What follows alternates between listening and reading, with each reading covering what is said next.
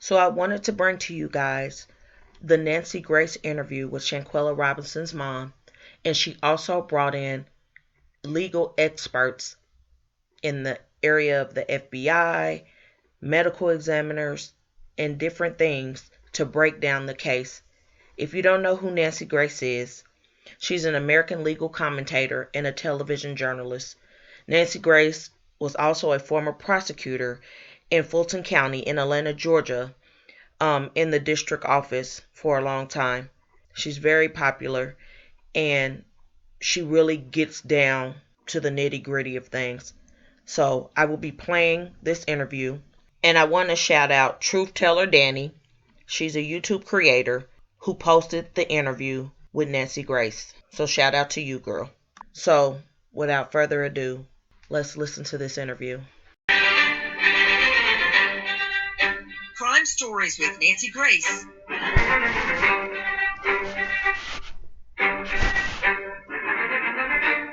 Do you have a little girl? Because I do. I've got a little girl and a little boy. Not so little anymore. And I got to tell you, the time, the energy, the love, the worry, the money, the everything you pour into them to help them advance just one more step in life. I just want you to imagine this. I can hardly even say this with my daughter in my mind. You get your beautiful, wonderful girl through high school. She's fabulous. You get her to college. She's on the verge of graduating. So proud. She goes on a little girls' getaway, girls' weekend. Then you get a call that she's dead. Just let that soak in just for a moment. You get a call, your baby is dead. Because that is what happened to Miss Robinson, Miss Almondra Robinson. Her beautiful girl, the world in front of her, on the verge of graduating Winston-Salem State in business, goes away for a girl's getaway. And now she's dead. Not at the hands of some masked intruder, not a drive-by shooting, on a girl's getaway with her friends. How can she be dead? This is Crime Stories. Thank you for being with us here at Fox Nation and Sirius XM 111 with me, an all-star panel to make sense of what we know right now. But I want you to hear her mother, who is with us right now, as she was speaking to CBS. I received a call on Saturday saying that my daughter was sick and that she had alcohol poison. But a doctor had never arrived, so I don't know where they got the alcohol poison from. So at that time, they said a doctor was on the way to examine her, and she wasn't responding as they told me. Said she was resting a little bit, but she wasn't all the way responding as normal. I told them to keep me informed, and I wanted to know why they couldn't take her to the emergency room. They said because they needed $5,000 cash to be seen in the emergency room. And I said, well, she has insurance. And they said they didn't take insurance by being out the country. I mean, this girl actually worked in the insurance field. Everything that I just heard is a lie. Everything that this mother was told about the death of her baby girl is a lie. Assume nothing. When you go into an investigation, you believe nobody and no thing that you hear. How in the HELL is this girl resting as opposed to being taken down to the emergency room? To HELL with the price. She is dead. She is dead and was never taken to the ER. And I don't buy for 1 minute that this girl, this beautiful young 25-year-old girl, was resting. That's total BS. Now, listen to this. I told them just keep me informed, and they did call back, but they still saying it was alcohol poisoning. So by later on that evening, they called and said that Shanquella had passed. And at that point, it just took my heart, crumbled up, just knowing my child was gone, and I couldn't get there to her, could not do anything.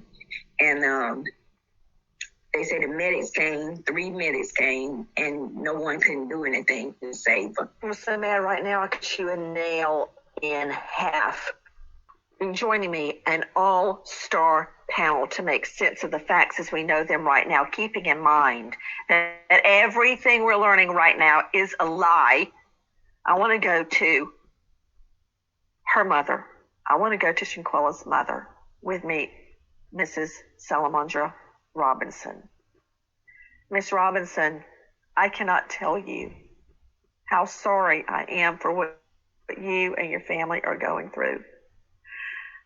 When I leave the children at school in the morning and I see that phone ring, I'm already in the car on the way because I know something's wrong. And I cannot imagine how you felt when you get a call that something is wrong with your girl and she's resting and she can't come to the phone to talk to you. Oh, hell no. What happened? Just take it from the top, if you don't mind, Miss Robinson. Well, like I said, they was saying that she was resting and she wasn't really responding. That's why they called the ambulance. And when the ambulance got there, they said the ambulance was working on her. And as I got from reports saying that the ambulance was working on her for 2 to 3 hours, but no one ever decided to take her to the hospital. Now, here's another thing. How can you be resting and unresponsive? Like when did they try to get her to talk to you on the phone? Well, start at the beginning. When you get the call, where are you? When I get the call, I was out eating. Okay, so you were what, in North Carolina? Yes. So North Carolina time, it was what, 7 o'clock at night? It would have been about 6 or 7. Okay, so she is in San Jose del Cabo, Mexico, so that I think would have been 3 hours behind. Like they're on California time, correct? Yes. So 4 p.m. their time, 7 p.m. ish your time. You get a call.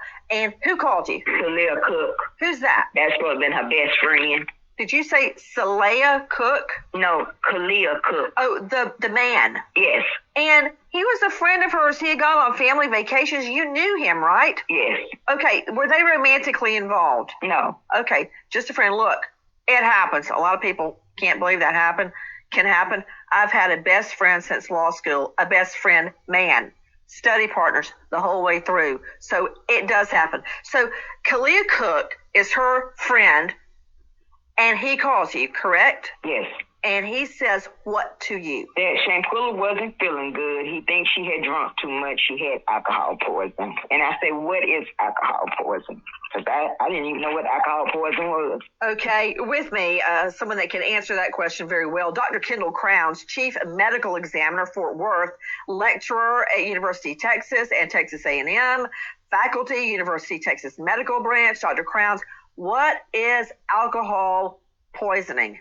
Alcohol poisoning is when you get so much alcohol in your system that it actually is fatal to your body. Alcohol can be toxic to your heart and also your liver. So when you have a really, really high level of alcohol, it can cause basically poisoning of these organ systems. So it's usually seen in someone who has been binge drinking, and the standard alcohol level is legal limit is about 0.08 in most jurisdictions. And once you get into a 0.3, 0.4 area, most people will have so much alcohol on board that it will kill them. And that is a lot of alcohol. Okay, so, hold on. I'm trying to reconcile what you're saying with what Miss Robinson was told. Take a listen to our friend Victor Canato. On October 29th, one of the guests staying at the resort called for help around 2 p.m. Upon arriving, medical professionals were informed that Robinson had drunk a lot of alcohol. A doctor reportedly said she was stable but dehydrated, suggesting she may be treated at a hospital. The guests insisting she remain at the villa. A police report stating Robinson went into cardiac arrest and was declared deceased around 6 p.m. There you go. That's why she didn't go to the hospital. Did you hear that? The guests, her girlfriends, insisted she stay there at the hotel. That's why she wasn't taken to the hospital. Now, wait a minute. She went into cardiac arrest, according to what we just heard. But none of this is fitting together. Take a listen to our friends at ABC. But those reports differing from an autopsy obtained by ABC News stating that medical professionals arrived at the villa around 3 p.m. and declared her dead within 15 minutes, citing that Robinson died from a severe spinal cord injury and a dislocated neck. For this to happen to her is just terrible. You know, I just couldn't believe it. It's like I'm still asleep, like a nightmare.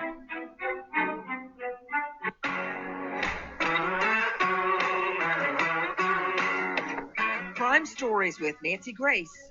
The reports from the friend girls are completely different from the autopsy. Did you hear that? To you, Mrs. Robinson, according to the documents from the EMTs, she was declared dead 15 minutes after they got there. They did not get there and work on her for 3 hours like you were told. Yes. She was declared dead within 15 minutes of the EMTs getting there, and the friends did not want her removed to the hospital. Do you understand that to be true now? I understand that, you know, what is being said. You know, I don't know which way to believe. You know, I believe the autopsy, but the so-called friends, I just don't know what to say about them. I just think it was just terrible the way they done her, you know. All of this from alcohol poisoning, but yet the autopsy does not say anything about alcohol poisoning leading to her death. It says, Dr. Kendall Crowns, she died of a spinal cord injury. What's that? Spinal cord injury is basically your cervical spine. Is you get injuries to your cervical spine from severe rotation or blunt trauma that results in your head being moved suddenly to one fracturing of the cervical bones that then result in damage of the spinal cord that ultimately results in your death, or potentially quadriplegia, meaning you can't move anything below the neck down. Doctor, I was having a hard time taking in what you were saying. I got it because I'm seeing out of the corner of my eye a video that has emerged. And it is a video of this beautiful young girl, Shanquella Robinson, she's 25. She's naked. She's by her bed. It looks like she's just gotten up out of bed. And a woman is beating her dead. I'm looking at it right now. Now, I don't know all the circumstances, but I know another person, and I just saw a female hand come up in front of the video cam. There's somebody recording this brutal attack, and they beat her until she's down, and she's just sitting there like completely out of it from the beating, like a rag doll. And then once she sits down, this attacker then beats her in the head, and her head is just catapulted over to one side. Could that be what happened to Shanquella, Dr. Crowns? Yes. So in the video, you can see there's the initial where the one female is hitting Shanquella multiple times in her head. But at some point, she grabs her with her arm and then twists her head and body in a kind of a rotational motion. And then Shanquella is dropped to the ground, and she continues to hit her in the head and neck area. But if you, in the video, you notice that Shanquella is fighting back initially until I disagree completely. She's shielding herself. She is not landing punches at all. I'm looking right at it. She also said no. Yes, you're right. Correct. She never even had a chance to fight back. Misstatement there. She is not fighting back. She is defending herself from the beating. Like trying to hold her attacker back. She never gets a chance to defend herself. Mrs. Robinson, does she sleep without her clothes on? Yes, she do. So she was woken up out of her bed with one woman standing there videoing and the other woman hitting her like she's Muhammad Ali. And then the attacker, after she has beaten her, this defenseless naked girl who has just been woken up to a beating, she stands back, she steps back and bows back like she's about to hands her head, like she's handing. What is that, Dr. Marshall, psychoanalyst Beverly Hills? What is that behavior? She's crowing and preening for the video. Nancy, it would be a mistake to think this is just one woman killing this poor 25-year-old. Who should I believe? You or my lies? I'm looking right at it. No, but I mean when I say a mob attack, maybe there was one attacker, but this was group aggression towards Shanquella. Group aggression, because people are standing by, one person's videotaping, you can hear a voice of someone saying, oh, fight back, Quilla, as if this was, like you said, Muhammad Ali. They're really minimizing the fact that this poor girl is being killed. I mean, this is a homicide, obviously, but what was this group aggression towards her that we're witnessing? Were they envious of her? Did she have a better life than them? Beyond the brutality of this murder. And who in the hay is videoing her? Miss Robinson, do you know these women? Who are they? I don't know the ones that's videoing her. I just know the one that was standing there beside Khalil Cook, and the other one, I didn't know him, the one that's saying fight back. I didn't know him. Okay, hold on. Who is the person hitting her? That's the DH girl, and I didn't know her. I just know they went to college together. I've got Dejani Jackson. How are you saying it? I think it's I don't know how to pronounce her name. I've got Dejani. That could be, it's a crazy spelling. I don't know what it is. It looks like Dejani or Dejanay. Her name is Dejanay. Yeah, that's Dejanay. It's Dejanay because it's got A-E on the end. You're right. Dejanay Jackson. Then you've got Winter Donovan, and it's spelled W-E-N-T-E-R. Is that another female? Yes.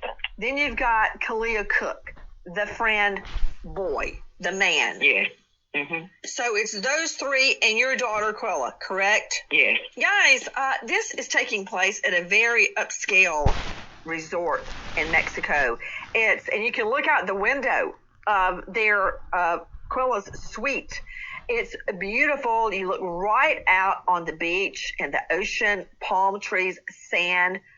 I mean, this is about less than 30 minutes from where you see Jennifer Aniston and all of her celebrity friends lounging and having a great time at Cabo San Lucas. That's where we're talking about. This is San Jose del Cabo. To you, Alexis Tereszcek, joining me, investigative reporter with Crime Online. Alexis, thank you for being with us. Where is this place? This place is still on the coast at the very bottom of the peninsula. It is about 30 minutes northeast of Cabo San Lucas, but it is still right on the beach. And this place where they were staying was a private beach club. They had access to a private beach, very exclusive, behind a gate. You had to have security to get in.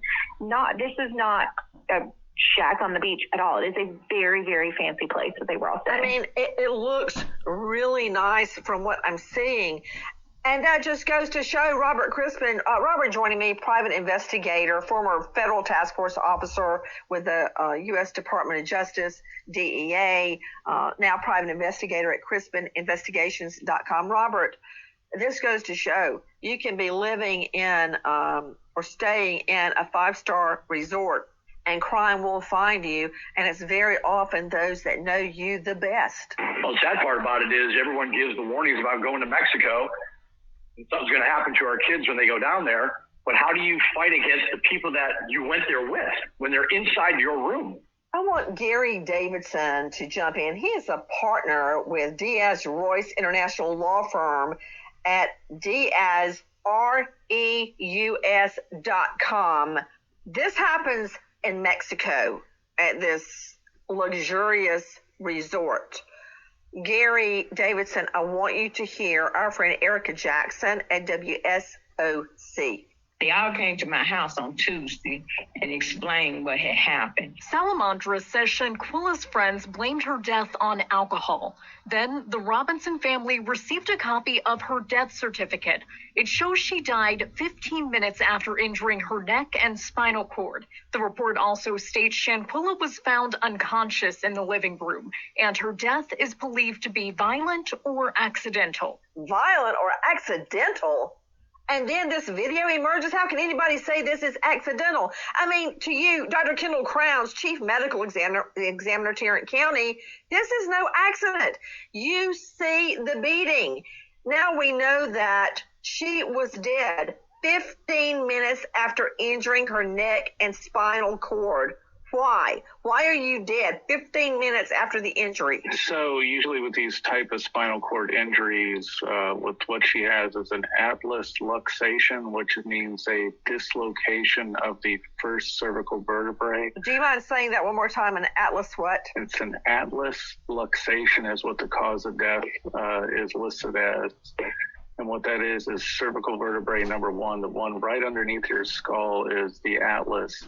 And it slid out of place and then pushed on her spinal cord. And then usually what happens is it bruises the spinal cord, but the spinal cord bruises take a little time to set in before they will kill you. So that's why you can see a survival time period of about 15 minutes. But in the video, after she is whipped about her head and dropped to the ground, to me, it doesn't look like she has any more purposeful movement, even though the other individual continues to pound on her. It's that movement there is what killed her. I need you to speak so we can all understand you, Dr. Kendall Crowns, not in your elocution, but describing this. So you're saying atlas luxation is the cause of death, but you're referring to one particular spot just under the head. When that particular spot is dislocated or kicked out of the line of the spine, I'm extrapolating, are you saying the head is then no longer attached, the brain is no longer attached to, for instance, the heart and the other parts of your body that keep you alive? Right. That's the area of the brainstem is where the cervical vertebrae number one, or the atlas, is sitting, and that is causing damage to the brainstem, which controls your heart rate, your respiratory rate, all the functions of your body. So it isn't necessarily completely separated, but it's bruised and damaged to the point that the individual dies. And that's why she has a survival time period, because it's damaged, not completely torn. Well, of course, Gary Davidson is a high-profile lawyer that specializes in international law. Gary, in the first instant, alcohol poisoning. Gary Davidson, take a listen to our friend Joe Bruno. The Shanquella Robinson's friends told her parents that she died from alcohol poisoning. That theory never sat right with her father, and he just, quite frankly, didn't buy it. I know it wasn't no alcohol poisoning. I know it wasn't. Shanquella's death certificate never mentions alcohol poisoning. It lists the cause of death as severe spinal cord injury and atlas luxation. It says she died within 15 minutes of injury.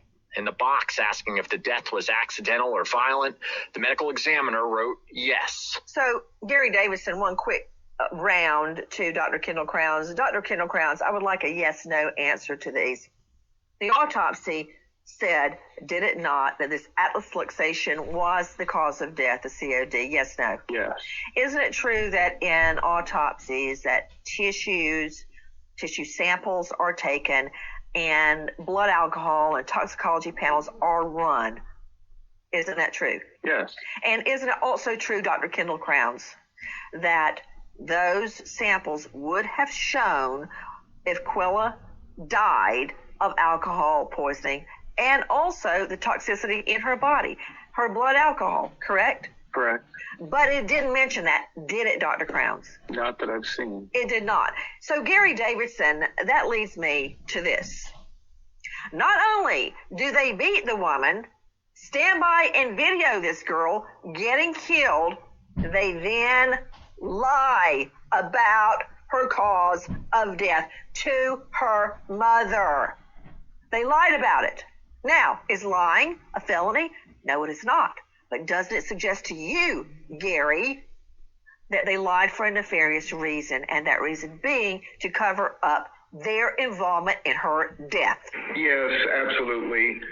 It very much appears that the stories being told to the family from the very get-go were not true.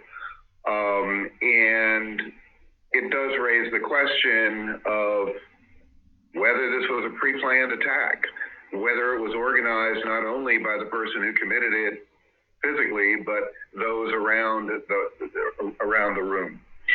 And it's a sad day for the family, but it's also going to be a very, very sad day for these people because they are going to be implicated. They are going to, at a minimum, be witnesses in a potential criminal trial. You got that right, Davidson. They're not just witnesses. And what you said really hits the nail on the head, Gary Davidson. Now I know why you're a high-profile lawyer specializing in international law. This was pre-planned. Nancy, could I speak to that? Because I agree. I mean, the woman is asleep in bed, and they come in with a video camera with Muhammad Ali over there in the corner ready to fight. They have this thing planned. They don't have to come over from North Carolina to San Jose del Cabo.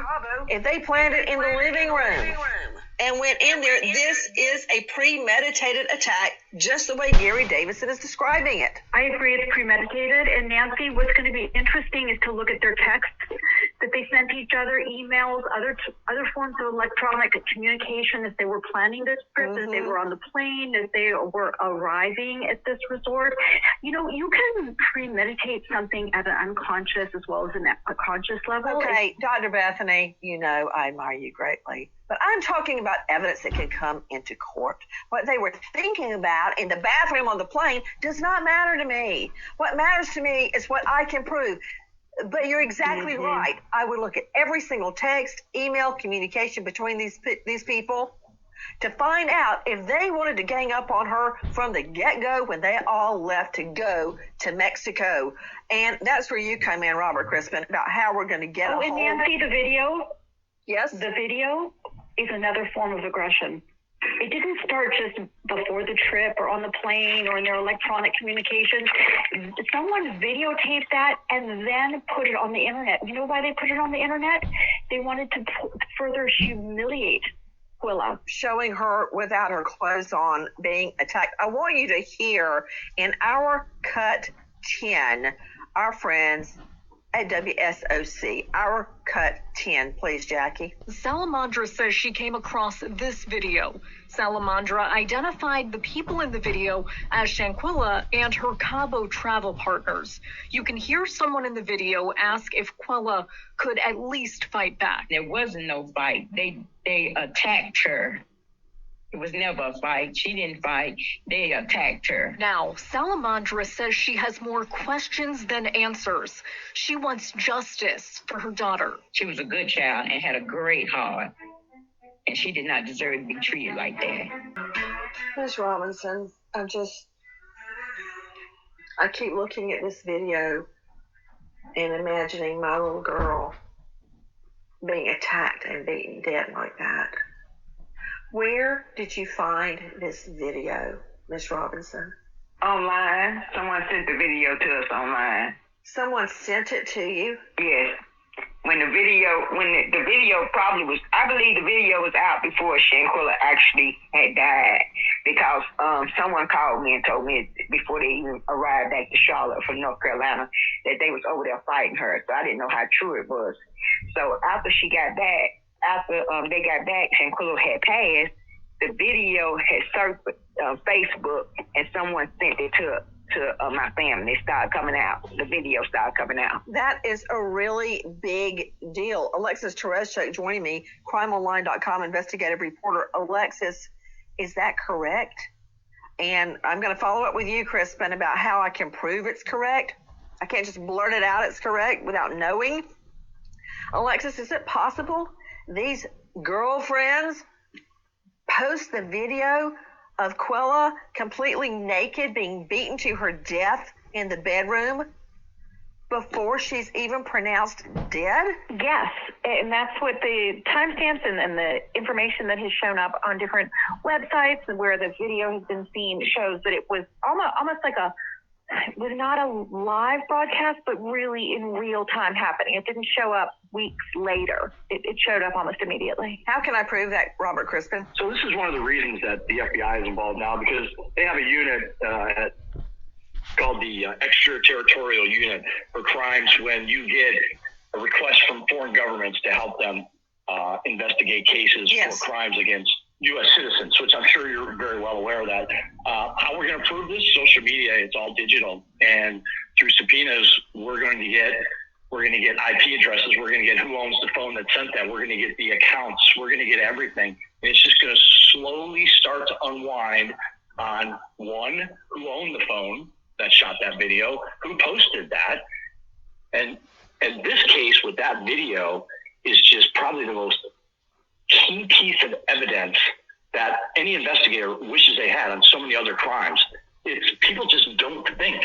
And social media has cleared so many crimes because people don't think and they want to brag about these fights. Can you believe that they were putting this up online? Gary Davidson, high-profile lawyer, joining us from his law firm, partner with Diaz Royce International Law. I'm going to get to you in just a second about extradition, but I want to talk to you about the phenomena of posting your crime online.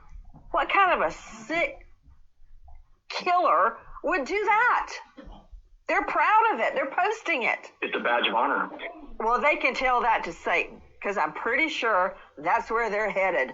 Guys, not only that, the lying. Gary Davidson, haven't you seen in trial? You got the crime, but then you have the cover-up. And the cover-up can prove the crime. And the cover-up will infuriate a jury. Agree or disagree? Agreed, and I also think it's likely in a case such as this where you have so many people who are present that at least one of them is going to come forward under direct questioning from investigators and gain immunity from prosecution and testify as to what truly did happen. The real mystery, I think, in all of this at the moment is what was the motivation for this attack? Now, the state does not have to prove motive, right? True. It's a bunch of mean girls turned 25 going on some kind of a vendetta. Yes, I'll tell you what, it'll be a cold day in hell before I go on a girls' weekend. Go ahead, Gary. But at the end of the day, I do believe the truth is going to come out in this case well before there's ever a trial.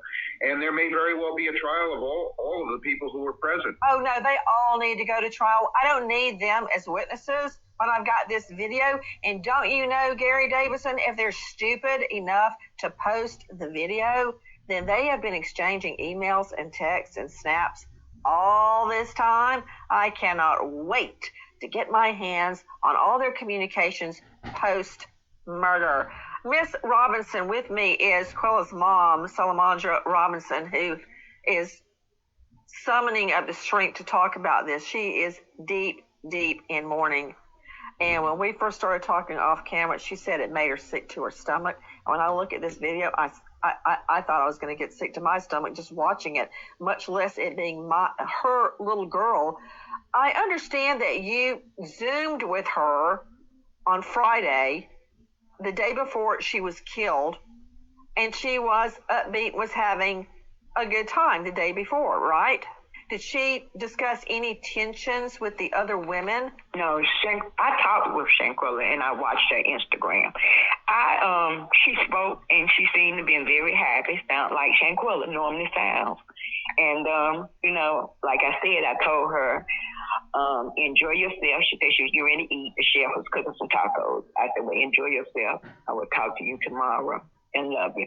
And I never spoke with her again. And what about the people standing by and watching? Take a listen to our Cut 11. This is our friend Matt Rivers at GMA. We got our first day, buddy. A new video surfacing showing Shanquella resting in a hammock at some point before the trip turned deadly. Buddy.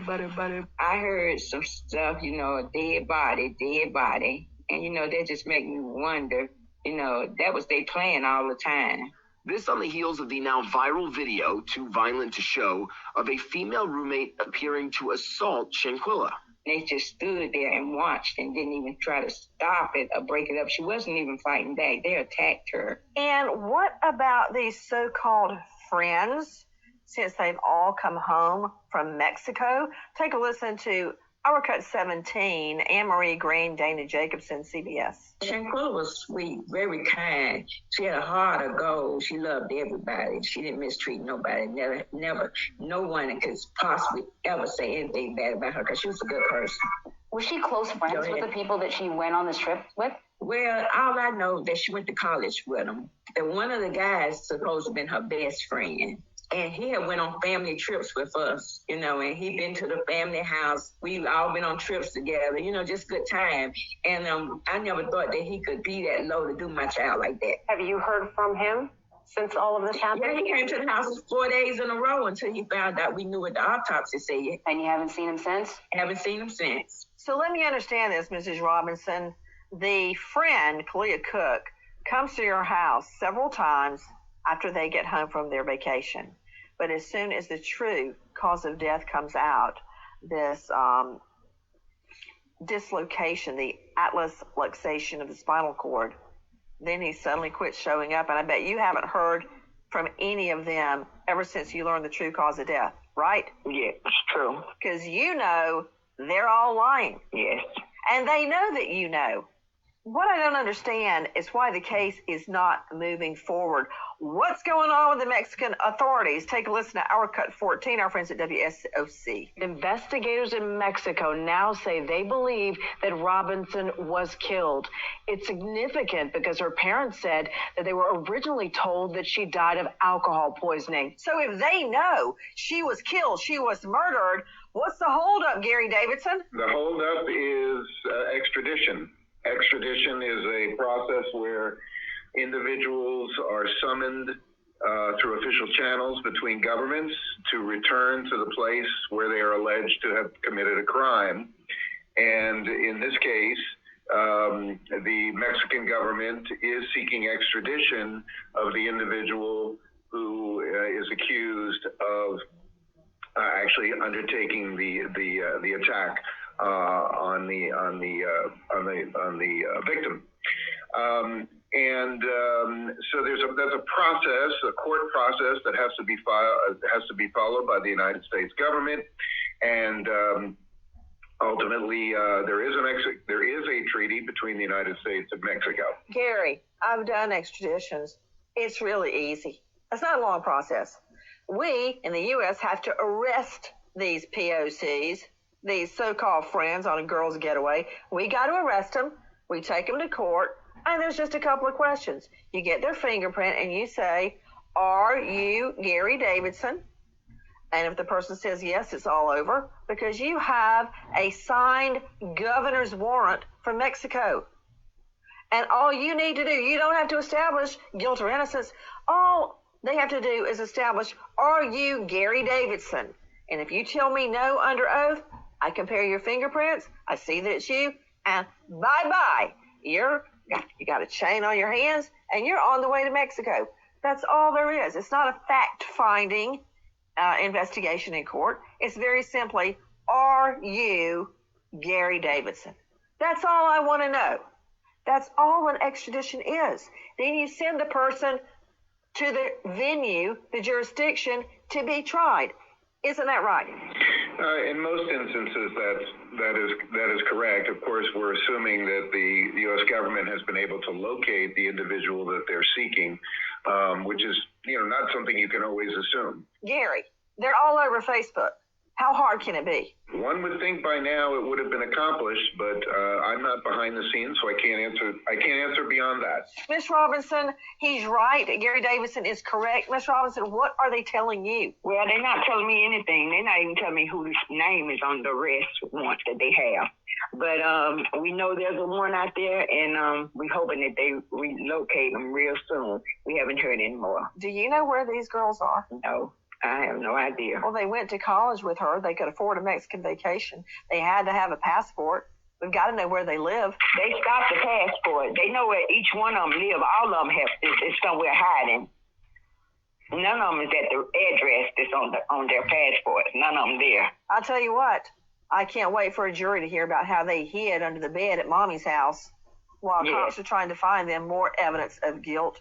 Tip line 888-407-4747. Repeat, 888-407-4747. At this point, Gary Davidson, wouldn't you say it's on the U.S. Marshal in the jurisdiction of North Carolina to find them? Yes, indeed, and they have resources, obviously, to bring to bear with the FBI if, in fact, these individuals have fled from North Carolina.